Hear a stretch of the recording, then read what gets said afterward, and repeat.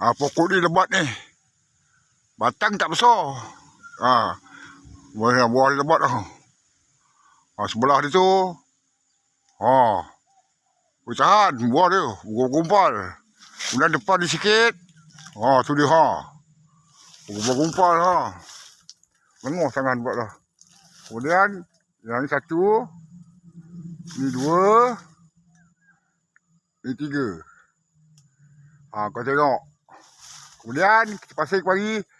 Ni ada 2 biji. Atas tu ada 4 biji. Yang ni berumpal. Ini berumpal sikit. Tak nampak lah silau matahari. Tu dia. Rapat tu. Ni sebiji. Yang baru keluar bunga pun ada tu. Ada banyak keluar bunga kelian ni. Tu yang sana tu.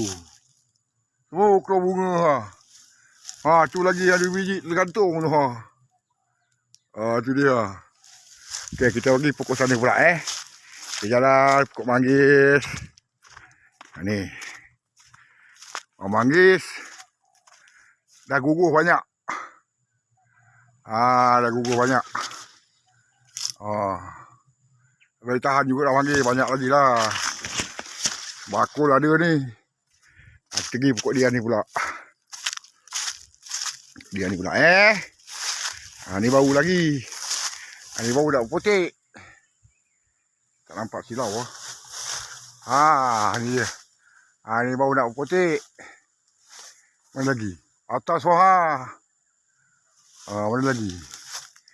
Tu ni bau nak bunga.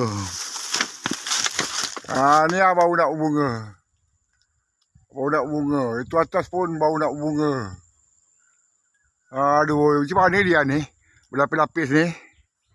Berlapis-lapis. Okey